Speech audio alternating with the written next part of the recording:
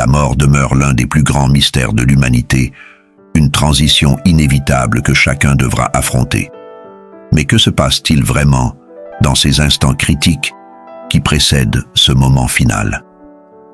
La Bible nous offre des aperçus précieux et des révélations profondes sur ce passage ultime. Dans cette exploration spirituelle, nous découvrirons comment les anges protecteurs, le réconfort divin et l'espoir de la résurrection apportent une lumière d'espérance et de paix aux croyants. Plongeons ensemble dans les écrits sacrés pour comprendre ces moments cruciaux et les promesses divines qui nous accompagnent dans cette grande traversée. Dans les moments précédant la mort, la Bible suggère que des anges peuvent être présents pour réconforter et guider l'âme dans son dernier voyage. Par exemple, dans Psaume 91, 11-12, il est dit « Car il ordonnera à ses anges de te garder dans toutes tes voies. Ils te porteront sur les mains, de peur que ton pied ne heurte contre une pierre. » Cette image réconfortante montre que la transition n'est pas solitaire, mais accompagnée par des messagers divins qui assurent un passage sûr et paisible. De plus, Matthieu 4,11 évoque les anges venant au service de Jésus après sa tentation dans le désert, suggérant une vigilance constante et protectrice sur les croyants. Daniel 6,22 décrit comment Dieu envoya son ange pour fermer la gueule des lions et sauver Daniel, renforçant l'idée que les anges jouent un rôle actif dans le soin et la protection des fidèles, surtout dans les derniers moments. Un autre exemple poignant est celui d'Élie, dans 1 Roi 19, 5-7. Élie, épuisé et désespéré, s'endort sous un genêt, prêt à mourir. Un ange le touche et lui dit de se lever et de manger, car un long voyage l'attend. Cette intervention angélique non seulement sauve Élie physiquement, mais le réconforte aussi spirituellement, lui donnant la force de continuer sa mission. Dans Actes 12, 7, 10, Pierre, emprisonné et enchaîné, est réveillé par un ange du Seigneur. L'ange le libère de ses chaînes et le guide hors de la prison, illustrant une fois de plus comment les anges sont envoyés pour protéger et diriger les croyants en des temps de besoin désespérés. Le récit de Lot dans Genèse 19, 15, 16 est également significatif. Des anges viennent à Sodome pour avertir Lot de la destruction imminente de la ville. Ils l'exhortent à fuir avec sa famille, et quand il hésite, ils le prennent par la main et le conduisent hors de la ville pour le sauver. Cet acte de protection et de guidance démontre la vigilance et le soin que les anges peuvent apporter. En examinant ces exemples, nous voyons que la présence des anges est une constante dans la Bible, particulièrement dans les moments de crise et de transition. Ils sont des messagers divins envoyés pour offrir protection, réconfort et direction aux fidèles, assurant ainsi que même dans nos moments les plus sombres, nous ne sommes jamais seuls. Pensez-vous que les anges sont présents dans nos moments de plus grande détresse? Avez-vous déjà ressenti leur présence ou vu des signes de leur intervention dans votre vie? Partagez vos expériences dans les commentaires et discutons de la manière dont ces messagers divins peuvent nous réconforter et nous guider. La Bible ne mentionne pas seulement la présence des anges, mais aussi le réconfort direct de Dieu. Dans les psaumes, David écrit que le Seigneur est toujours présent, surtout en détresse. Le psaume 34, 18 dit « L'Éternel est près de ceux qui ont le cœur brisé, et il sauve ceux qui ont l'esprit abattu. » Ce verset souligne le réconfort et la sécurité de savoir que Dieu est à nos côtés jusqu'au dernier souffle. D'autres passages, comme Josué 1, verset 9, disent « Ne t'ai-je pas donné cet ordre? Fortifie-toi et prends courage. Ne sois pas effrayé ni épouvanté, car l'Éternel, ton Dieu, est avec toi partout où tu iras. » Et Psaume 46, 1 affirme « Dieu est pour nous un refuge et un appui, un secours qui ne manque jamais dans la détresse. » Ces versets réaffirment les soins et la protection de Dieu. Un exemple poignant de réconfort divin est celui de l'apôtre Paul.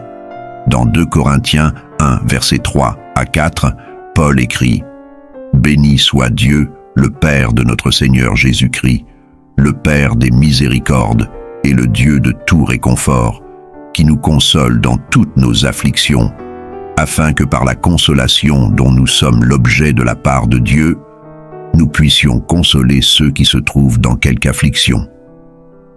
Paul témoigne de la manière dont Dieu l'a réconforté dans ses épreuves, lui permettant ainsi de réconforter les autres. Dans le livre d'Isaïe, nous trouvons un autre passage significatif. « Ne crains rien, car je suis avec toi. Ne promène pas des regards inquiets, car je suis ton Dieu. Je te fortifie, je viens à ton secours, je te soutiens de ma droite triomphante. » Isaïe 41, verset 10. Ce verset rappelle que, peu importe les circonstances, Dieu est présent pour nous fortifier et nous soutenir. Dans le Nouveau Testament, Jésus offre une promesse de réconfort dans Jean 14, versets 16 à 17. « Et moi, je prierai le Père, et il vous donnera un autre consolateur, afin qu'il demeure éternellement avec vous, l'Esprit de vérité. » Le Saint-Esprit, le consolateur, est envoyé pour demeurer avec nous, nous guidant et nous réconfortant dans toutes nos épreuves. Un autre exemple est celui de David dans le psaume 23, verset 4. « Même quand je marche dans la vallée de l'ombre de la mort, je ne crains aucun mal, car tu es avec moi. Ta houlette et ton bâton me rassurent. » Ce passage illustre la confiance totale de David en la présence protectrice et réconfortante de Dieu, même dans les moments les plus sombres de la vie. Dans Matthieu 11, versets 28 à 30, Jésus invite ceux qui sont fatigués et chargés à venir à lui pour trouver le repos. « Venez à moi, vous tous qui êtes fatigués et chargés, et je vous donnerai du repos. Prenez mon joug sur vous et recevez mes instructions, car je suis doux et humble de cœur, et vous trouverez du repos pour vos âmes, car mon joug est doux et mon fardeau léger. » Cette invitation souligne que le réconfort divin est accessible à tous ceux qui cherchent refuge en Jésus. Ces exemples montrent que Dieu est toujours présent pour nous réconforter dans nos moments de détresse. Sa promesse de réconfort est constante et infaillible, offrant une sécurité et une paix qui surpassent toute compréhension. Avez-vous déjà ressenti la présence réconfortante de Dieu dans vos moments de détresse? Racontez-nous dans les commentaires. Comment Dieu vous a-t-il soutenu et fortifié dans vos moments difficiles? Partagez vos témoignages pour inspirer et encourager les autres membres de notre communauté. Certains récits bibliques parlent de visions et révélations dans les moments de la mort. Étienne, par exemple, vit le ciel ouvert et Jésus à la droite de Dieu juste avant d'être lapidé. Acte 7, versets 55 à 56. Ces visions sont un aperçu de la gloire céleste, offrant à ceux au seuil de la mort la certitude de ce qui les attend au-delà du voile. Un autre récit est celui de Jacob, dans Genèse 28, verset 12, qui rêva d'une échelle reliant la terre au ciel, avec des anges montant et descendant, symbolisant la connexion constante entre Dieu et les croyants. Lors de la transfiguration de Jésus, Marc 9, versets 2 à 4, Pierre, Jacques et Jean virent Moïse et Élie parlant avec Jésus, renforçant la réalité du monde spirituel et de la vie après la mort. Dans le livre d'Apocalypse, Jean a eu de nombreuses visions célestes qui révèlent la gloire et la majesté de Dieu.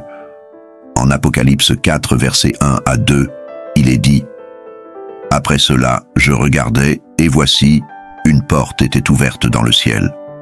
La première voix, que j'avais entendue me parler comme une trompette, dit « Monte ici, et je te montrerai ce qui doit arriver dans la suite. » Aussitôt je fus ravi en esprit.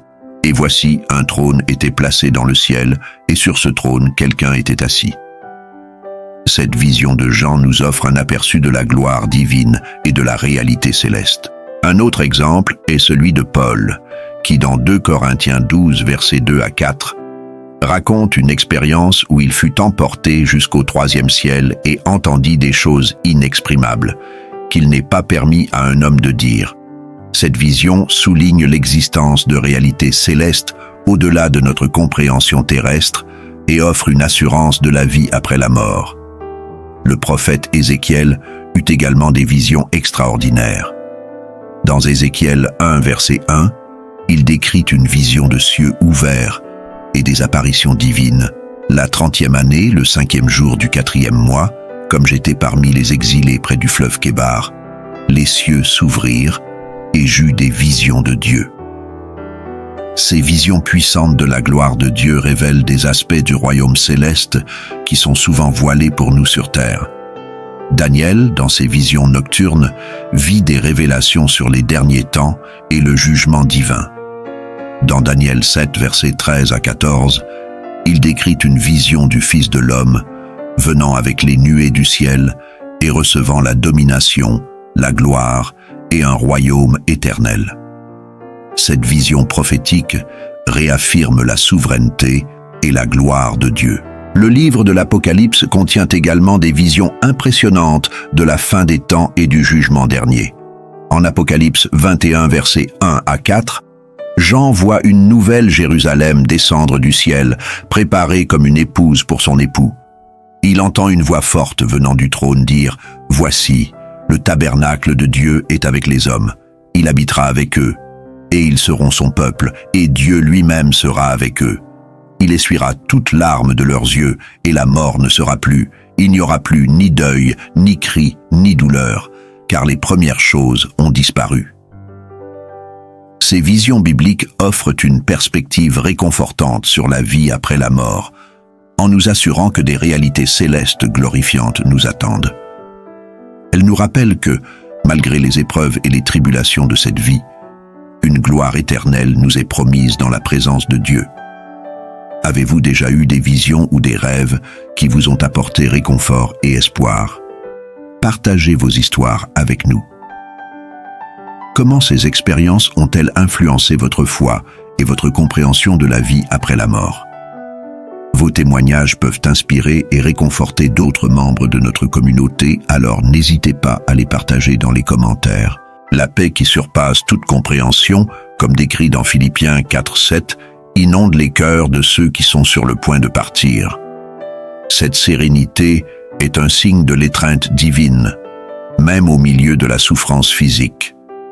Beaucoup témoignent d'un sentiment de tranquillité et d'acceptation, témoignage de la paix que Dieu promet à ses enfants.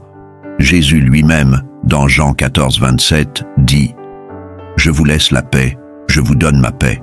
Je ne vous donne pas comme le monde donne. Que votre cœur ne se trouble point et ne s'alarme point. » Cette promesse de paix est un profond réconfort pour les croyants. Un exemple significatif de cette paix divine est trouvé dans le témoignage de Paul. Dans 2 Timothée 4:6-7, Paul écrit « Car pour moi, je sers déjà de libation, et le moment de mon départ approche.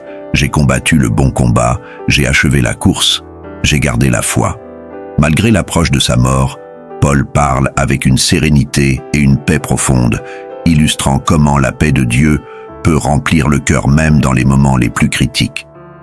Un autre exemple est celui de Stephen, le premier martyr chrétien. Dans Actes 7, 59-60, alors qu'il est lapidé, Stephen prie « Seigneur Jésus, reçois mon esprit. » Puis, tombant à genoux, il crie d'une voix forte « Seigneur, ne leur impute pas ce péché. » Malgré la violence et la souffrance, Stephen montre une paix intérieure et un pardon qui transcendent sa situation, démontrant la profondeur de la paix divine. Dans l'Ancien Testament, nous voyons également l'exemple de Daniel dans la fosse aux lions. Daniel 6:22 raconte comment, malgré la menace imminente, Daniel demeura calme et en paix, car il savait que Dieu avait envoyé son ange pour fermer la gueule des lions. Cette paix dans une situation si terrifiante montre la confiance totale de Daniel en Dieu. David, dans le psaume 23:4, exprime une paix similaire. « Même quand je marche dans la vallée de l'ombre de la mort, je ne crains aucun mal, car tu es avec moi. Ta houlette et ton bâton me rassurent. » Cette confiance en la protection divine, même dans les moments de danger extrême, montre comment la foi en Dieu peut apporter une paix incomparable. Le prophète Isaïe apporte aussi une parole de paix en Isaïe 26:3. « À celui qui est ferme dans ses sentiments, tu assures la paix, parce qu'il se confie en toi. » Cette promesse de paix parfaite pour ceux qui gardent leur esprit fixé sur Dieu est une source de réconfort et de sécurité. Enfin Jésus, dans Matthieu 11, 28, 30, invite ceux qui sont fatigués et chargés à venir à lui pour trouver le repos. Venez à moi, vous tous qui êtes fatigués et chargés, et je vous donnerai du repos. Prenez mon joug sur vous et recevez mes instructions, car je suis doux et humble de cœur, et vous trouverez du repos pour vos âmes, car mon joug est doux et mon fardeau léger. Cette invitation montre que la paix de Dieu est accessible à tous ceux qui se tournent vers lui.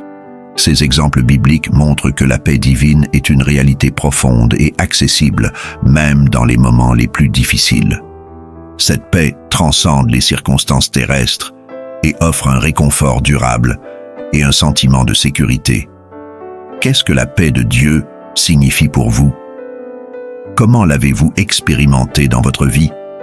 Partagez vos histoires et témoignages dans les commentaires pour encourager et inspirer notre communauté. La paix de Dieu a-t-elle transformé votre vie ou vous a-t-elle apporté du réconfort dans des moments de détresse? Vos expériences peuvent servir de lumière et d'espoir pour d'autres. Les derniers moments sont une opportunité pour la repentance et la réconciliation avec Dieu. Dans la parabole du Fils prodigue, Luc 15, 11, 32, nous voyons une image puissante du retour et de la réconciliation. Le Fils, repentant de ses péchés, revient vers le Père, qui le reçoit avec amour et pardon.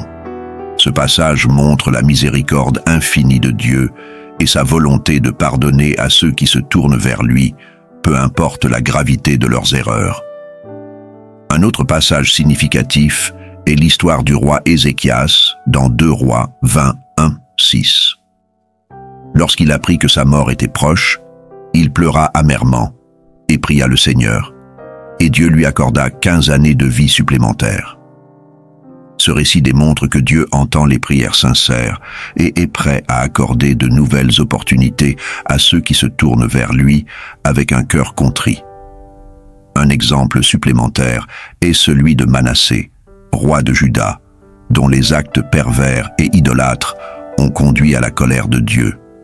Cependant, dans 2 Chroniques 33, 12, 13, après avoir été capturé par les Assyriens, Manassé s'humilia profondément devant Dieu et implora son aide. Dieu entendit sa supplication, le rétablit dans son royaume, et Manassé reconnut la souveraineté du Seigneur. Ce récit illustre que même les plus grands pécheurs peuvent trouver le pardon et la rédemption en Dieu. Prenez-vous le temps de réfléchir et de vous réconcilier avec Dieu dans votre vie quotidienne. Il est essentiel de prendre des moments pour examiner nos vies, chercher la repentance et se rapprocher de Dieu. Partagez vos réflexions avec nous. Comment ces moments de réflexion ont-ils influencé votre chemin spirituel? Le voleur sur la croix à côté de Jésus est un exemple classique de repentance.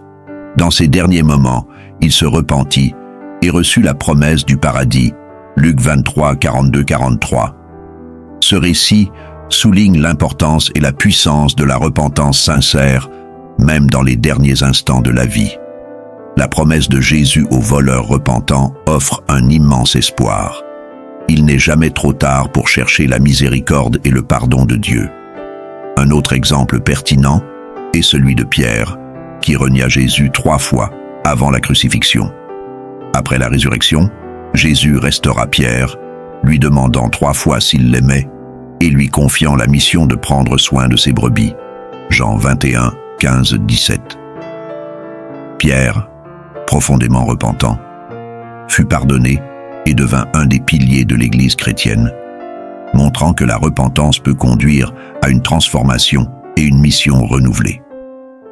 Dans l'Ancien Testament, nous voyons l'histoire de Jonas et des habitants de Ninive.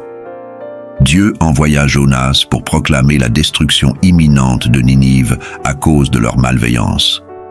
Cependant, les habitants de Ninive, du roi au plus humble, se repentirent en jeûnant et en revêtant des sacs.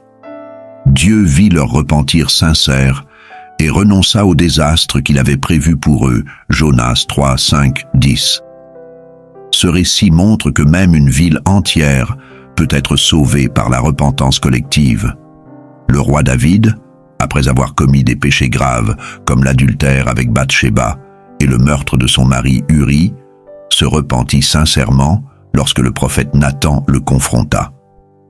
Dans Psaume 51, David exprime sa profonde contrition et implore le pardon de Dieu. Dieu, voyant son cœur brisé et contrit, le pardonna, bien que David ait encore à faire face aux conséquences de ses actions. Ce récit est un puissant exemple de la miséricorde divine pour ceux qui se repentent véritablement. Comment comprenez-vous l'importance de la repentance dans votre vie spirituelle? La repentance n'est pas seulement un acte ponctuel, mais un état constant de reconnaître nos fautes et de chercher à nous rapprocher de Dieu. Avez-vous des témoignages à partager? Comment la repentance et le pardon ont-ils transformé votre vie? Vos expériences peuvent inspirer et renforcer la foi des autres, alors n'hésitez pas à les partager dans les commentaires. Le Christ a promis d'être présent jusqu'à la fin des temps. Matthieu 28, 20. Dans les derniers moments, cette présence devient palpable, apportant réconfort et espoir de la vie éternelle. Étienne, alors qu'il était lapidé, vit Jésus à la droite de Dieu, un témoignage de la présence du Christ, même dans les moments les plus douloureux. Actes 7, 55-56. Cette vision céleste de Jésus confirmait à Étienne qu'il n'était pas seul dans sa souffrance, et elle offrait une assurance de la gloire qui l'attendait au-delà de cette vie. Un autre exemple poignant est celui de Paul dans 2 Timothée 4, 17-18, où il écrit « C'est le Seigneur qui m'a assisté et qui m'a fortifié, afin que la prédication soit accomplie par moi et que tous les païens l'entendent. Et j'ai été délivré de la gueule du lion. Le Seigneur me délivrera de toute œuvre mauvaise et me sauvera pour me faire entrer dans son royaume céleste. À lui soit la gloire au siècle des siècles. Amen. » Paul témoigne de la présence constante du Christ qui l'a fortifié et l'a protégé à travers ses épreuves, lui offrant un réconfort inestimable. Jean, dans l'Apocalypse, a également eu une vision du Christ ressuscité. En Apocalypse 1, 17-18, il dit « Quand je le vis, je tombai à ses pieds comme mort. Il posa sur moi sa main droite en disant « Ne crains point, je suis le premier et le dernier, et le vivant. J'étais mort, et voici, je suis vivant au siècle des siècles. Je tiens les clés de la mort et du séjour des morts. » Cette vision a apporté à Jean une paix et une assurance profonde, rappelant que le Christ est victorieux sur la mort et qu'il est avec nous, nous offrant réconfort et espoir. Comment ressentez-vous la présence du Christ dans votre vie quotidienne? Quelles expériences avez-vous vécues qui témoignent de sa présence? Partagez vos histoires et témoignages pour inspirer et encourager notre communauté. La Bible parle également d'un combat spirituel dans les moments avant la mort. Les forces du mal peuvent essayer de détourner l'âme, mais les anges et la foi en Dieu protègent les fidèles.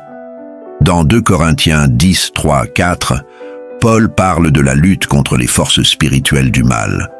Si nous marchons dans la chair, nous ne combattons pas selon la chair, car les armes avec lesquelles nous combattons ne sont pas charnelles, mais elles sont puissantes par la vertu de Dieu pour renverser des forteresses.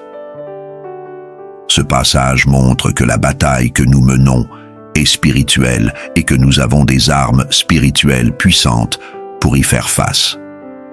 Jésus, dans ses derniers moments sur la croix, a également fait face à des tentations et des tourments spirituels. Mais il s'est pleinement confié au Père, remettant son esprit entre les mains de Dieu. Luc 23, 46. Cette confiance absolue en Dieu même, dans les moments les plus sombres, est un exemple puissant pour nous de résilience spirituelle. Dans Éphésiens 6, 12, 13, Paul explique « Car nous n'avons pas à lutter contre la chair et le sang, mais contre les dominations, contre les autorités, contre les princes de ce monde de ténèbres, contre les esprits méchants dans les lieux célestes. C'est pourquoi prenez toutes les armes de Dieu, afin de pouvoir résister dans le mauvais jour et tenir ferme après avoir tout surmonté. Paul nous exhorte à être prêts et équipés pour la lutte spirituelle, en utilisant les armes que Dieu nous fournit. Un autre exemple est celui de Job, qui a fait face à des épreuves et des tourments spirituels incroyables. Malgré tout, Job a maintenu sa foi en Dieu, déclarant dans Job 13:15 « Voici, il me tuera, je n'ai rien à espérer, mais devant lui, je défendrai ma conduite. » Job a montré une détermination inébranlable à rester fidèle à Dieu, même en plein milieu de ses épreuves. Avez-vous déjà ressenti ce combat spirituel dans votre propre vie? Comment avez-vous trouvé la force de résister? Partagez vos expériences et stratégies pour surmonter les luttes spirituelles et encourager les autres à rester forts dans leur foi. De nombreux récits bibliques mentionnent une lumière céleste brillante. Cette lumière représente la gloire de Dieu, accueillant l'âme dans sa nouvelle demeure. Lorsque Paul rencontra Jésus sur le chemin de Damas, il fut enveloppé par une lumière brillante, Actes 9:3. Cette lumière symbolise la présence divine, un phare qui guide l'âme vers l'éternité avec Dieu. Jean 8:12 dit « Je suis la lumière du monde. Celui qui me suit ne marchera pas dans les ténèbres, mais il aura la lumière de la vie. » Cette lumière représente la présence continue de Jésus, guidant et illuminant le chemin des croyants, surtout dans la transition vers l'éternité. Dans Matthieu 17:2, lors de la transfiguration, Jésus est décrit comme ayant son visage brillant comme le soleil et ses vêtements devenant aussi blancs que la lumière. Pierre, Jacques et Jean ont été témoins de cette manifestation divine qui leur a donné un aperçu de la gloire céleste de Jésus et de la réalité de la vie après la mort. Apocalypse 21:23 décrit la Nouvelle Jérusalem comme une ville qui n'a pas besoin de soleil ni de lune pour l'éclairer, car la gloire de Dieu l'illumine, et l'agneau est son flambeau. Cette vision de la lumière céleste offre une image puissante de la présence constante de Dieu illuminant et guidant ses fidèles dans la vie éternelle. L'expérience de Moïse sur le mont Sinaï est également significative. Exode 34:29 raconte que lorsque Moïse descendit du mont Sinaï avec les 2 tables du témoignage, la peau de son visage rayonnait parce qu'il avait parlé avec l'Éternel. Cette lumière reflétait la gloire de Dieu et servait de témoignage de la rencontre divine. Avez-vous déjà vu ou ressenti cette lumière céleste dans votre vie? Comment cela a-t-il influencé votre foi? Partagez vos expériences et témoignages sur la manière dont la lumière divine a guidé et éclairé votre chemin, et inspirons-nous les uns les autres à rechercher cette lumière dans notre vie quotidienne. La mort n'est qu'une transition. La Bible décrit l'âme quittant le corps et entrant dans la présence de Dieu. Ce voyage est plein d'espoir pour les croyants. Dans Ecclésiaste 12:7, nous lisons « Et la poussière retourne à la terre comme elle y était, et l'esprit retourne à Dieu qui l'a donné. » Cette séparation du corps et de l'âme est vue comme une transition vers un état supérieur d'existence où l'âme rencontre Dieu. Dans 2 Corinthiens 5:8, Paul exprime sa confiance. « Nous sommes pleins de courage et nous aimons mieux quitter ce corps et demeurer auprès du Seigneur. » Cette déclaration assure aux croyants que la mort n'est pas la fin, mais un nouveau départ avec Dieu. Un exemple significatif de cette transition est la parabole du riche et de Lazare dans Luc 16:19-31. Après leur mort, le riche se retrouve en tourment, tandis que Lazare est porté par les anges dans le sein d'Abraham. Cette histoire montre la réalité de la transition de l'âme et la différence entre les destinées éternelles en fonction de la vie menée sur terre. Un autre exemple est celui de Jésus sur la croix, s'adressant au bon larron dans Luc 23:43. « Je te le dis en vérité, aujourd'hui, tu seras avec moi dans le paradis. » Cette assurance donnée au larron repentant montre que la transition de l'âme vers la présence de Dieu peut être instantanée et pleine d'espoir pour les croyants. Dans Apocalypse 6, 9, 11, les âmes des martyrs sont vues sous l'autel, criant à Dieu pour la justice. Cela illustre que même après la mort, les âmes des fidèles sont en attente active, consciente et en relation avec Dieu, ce qui souligne la continuité de l'existence après la mort physique. Qu'est-ce que la transition de l'âme signifie pour vous? Comment cette croyance influence-t-elle votre perspective de la vie et de la mort? Partagez vos réflexions et témoignages sur la façon dont cette compréhension a façonné votre foi et votre vie quotidienne. L'espoir de la résurrection est un thème central. Minutes avant la mort, les croyants s'accrochent à la promesse de Christ de la vie éternelle. Paul écrit dans 1 Corinthiens 15, 42-44 sur la résurrection des morts, comparant le corps mortel à une semence qui sera ressuscitée en gloire.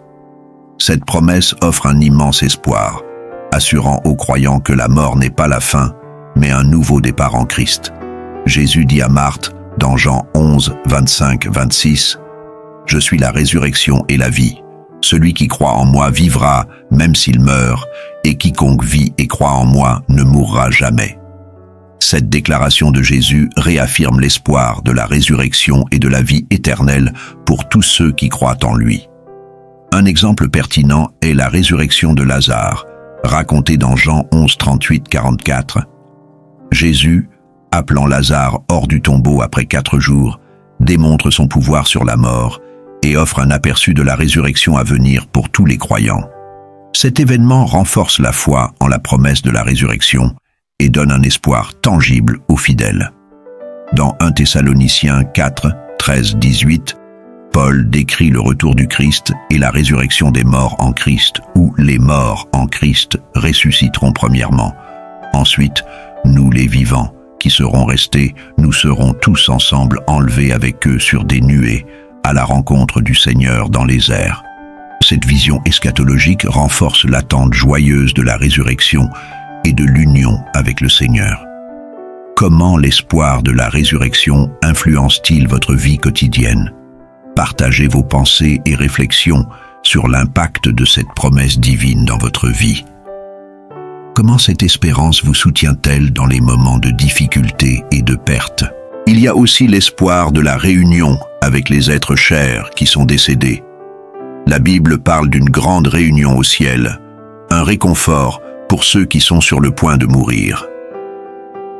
Dans 1 Thessaloniciens 4, 16-17, Paul décrit le retour du Christ et la résurrection des morts en Christ, culminant en une grande réunion au ciel. Cette promesse offre réconfort et espoir, surtout pour ceux qui font face à la mort, sachant qu'ils seront réunis avec leurs proches. Jean 14, 2, 3 assure « Il y a plusieurs demeures dans la maison de mon Père. Si cela n'était pas, je vous l'aurais dit. Je vais vous préparer une place. Et, lorsque je m'en serai allé, et que je vous aurai préparé une place, je reviendrai, et je vous prendrai avec moi, afin que là où je suis, vous y soyez aussi. » Cette promesse de réunion éternelle est un élément central de l'espoir chrétien. Un exemple biblique pertinent est celui de David et de son fils décédé. Dans 2 Samuel 12, 22, 23, après la mort de son enfant, David dit « Je vais aller vers lui, mais lui ne reviendra pas vers moi. » David exprime ici une croyance en la réunion future avec son fils dans l'au-delà, offrant une perspective de réconfort et d'espoir pour ceux qui pleurent la perte de leurs proches. Un autre exemple est celui de l'apôtre Jean, qui dans Apocalypse 7, 9, 10, voit une grande multitude de toutes nations, tribus, peuples et langues, debout devant le trône et devant l'agneau. Cette vision de la réunion des croyants dans l'éternité montre la diversité et l'unité du peuple de Dieu, réunis dans l'adoration et la communion éternelle. Comment cette promesse de réunion avec vos proches influence-t-elle votre perspective de la vie après la mort? Partagez vos réflexions et témoignages sur l'impact de cette espérance dans votre vie. Comment cette promesse vous aide-t-elle à surmonter le deuil et à trouver du réconfort en pensant à l'éternité avec vos êtres chers? Ces discussions et partages peuvent enrichir notre compréhension commune et renforcer notre foi collective. Alors n'hésitez pas à participer et à encourager les autres avec vos expériences et perspectives. Certains récits bibliques mentionnent des chants angéliques dans les derniers moments, une mélodie céleste guidant l'âme. Apocalypse 5, 11, 12 décrit une voix venant du ciel comme le son de grandes eaux, de grands tonnerres, et un chant nouveau que seuls les rachetés peuvent apprendre. Cette vision céleste est un aperçu de la gloire et de l'adoration éternelle qui attendent les fidèles, remplissant leur cœur d'anticipation et de joie. Les chants angéliques furent également entendus à la naissance de Jésus, annonçant la paix et la bonne volonté aux hommes. Luc 2, 13, 14 relate « Et soudain, il se joignit à l'ange une multitude de l'armée céleste, louant Dieu et disant « Gloire à Dieu au plus haut des cieux et paix sur la terre parmi les hommes qui l'agréent. » Cette annonce angélique a marqué un moment de grande joie et d'espérance pour l'humanité. Dans Apocalypse 7, 9, 10, Jean décrit une grande multitude devant le trône de Dieu, criant d'une voix forte « Le salut est à notre Dieu qui est assis sur le trône et à l'agneau. » Ces chants d'adoration éternelle offrent un aperçu de la gloire divine et de la communion éternelle avec Dieu. Un autre exemple est trouvé dans Apocalypse 14, 2, 3, où Jean entend une voix venant du ciel, comme le bruit de grandes eaux et comme le bruit d'un grand tonnerre. La voix qu'il entendait était comme celle de joueurs de harpe jouant de leur harpe, et ils chantaient un cantique nouveau devant le trône. Cette vision de l'adoration céleste montre la beauté et la majesté de la louange divine. Avez-vous déjà entendu ou ressenti une mélodie céleste dans vos moments de prière ou de méditation? Partagez vos expériences et témoignages de moments où vous avez senti une présence divine à travers la musique ou les chants. Comment ces expériences ont-elles enrichi votre foi et votre connexion spirituelle? La Bible promet un repos éternel pour les justes. Cette promesse apporte une paix indescriptible. Dans Hébreux 4, 9, 10, nous lisons sur le repos qui attend le peuple de Dieu après les œuvres de cette vie.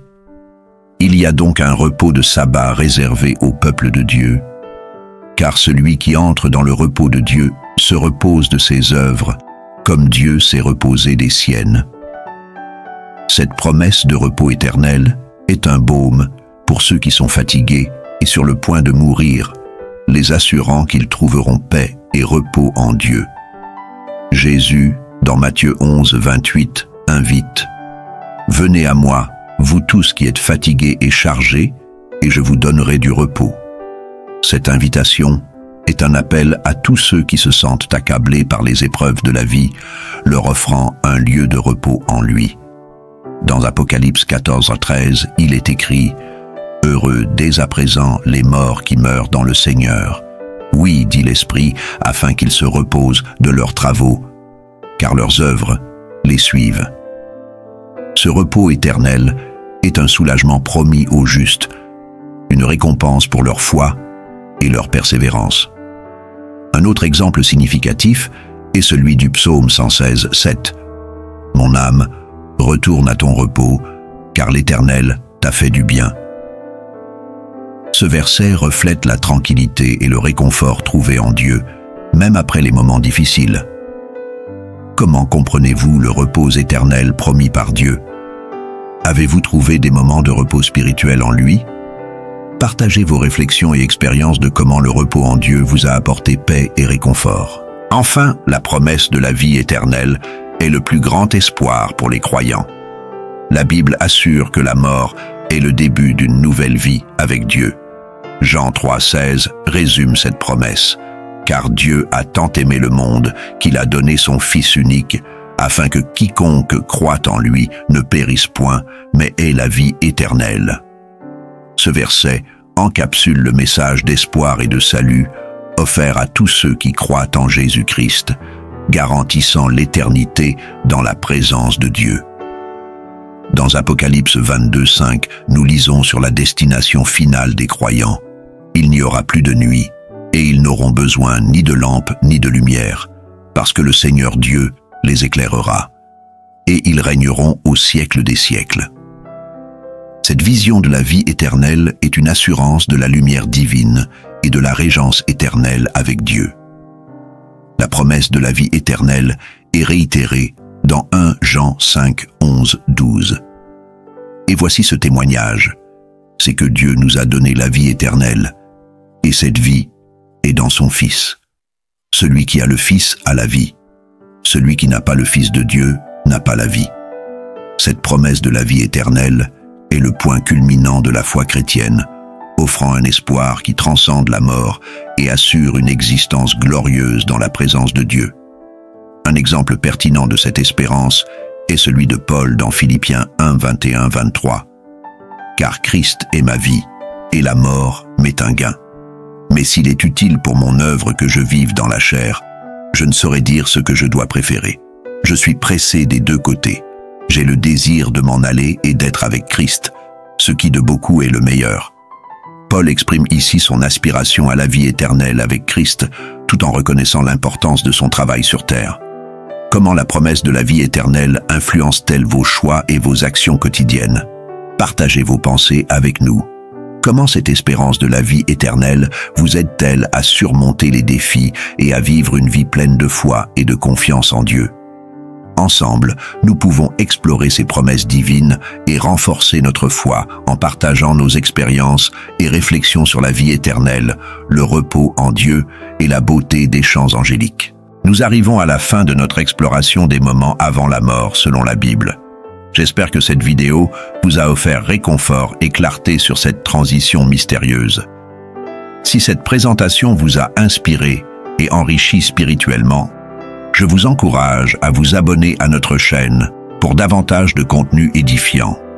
N'oubliez pas de laisser un j'aime et de commenter pour renforcer notre communauté et partager vos propres réflexions et expériences. Si vous souhaitez soutenir notre mission de diffuser des histoires religieuses qui touchent les cœurs, que Dieu vous bénisse abondamment. À très bientôt dans notre prochaine vidéo.